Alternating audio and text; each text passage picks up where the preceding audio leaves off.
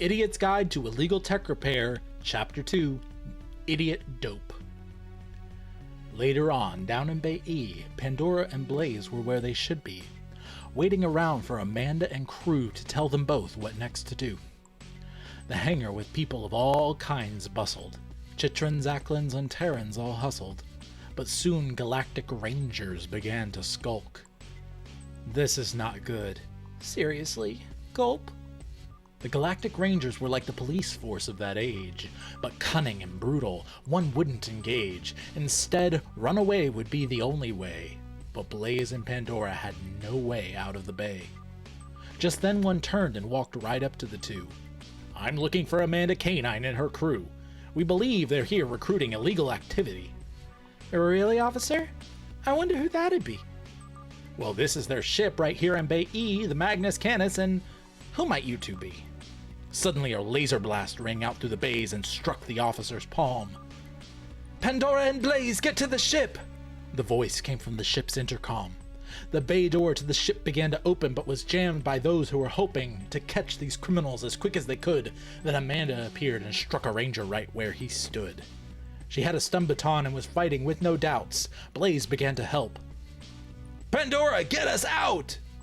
Pandora nodded and swung up to the wheel of the landing gear closest to her.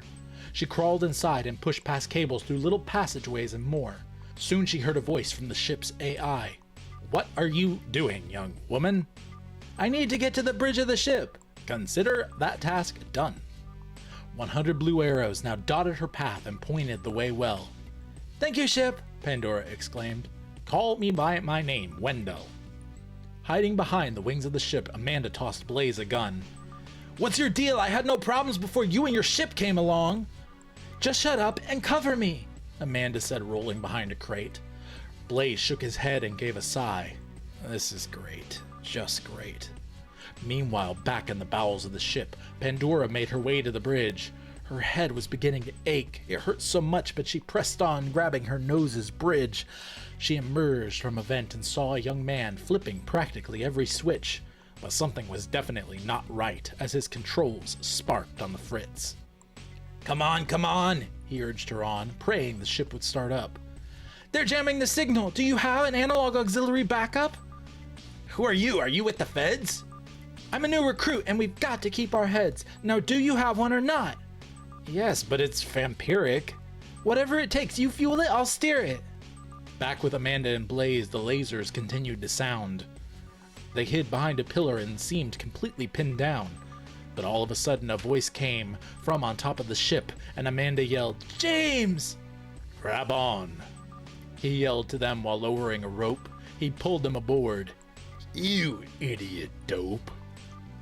"Just get inside and get her going," Amanda yelled back, and a few moments later they did just that. Their ship rose up, thanks to Pandora and the young man, and then they regrouped to go over plans.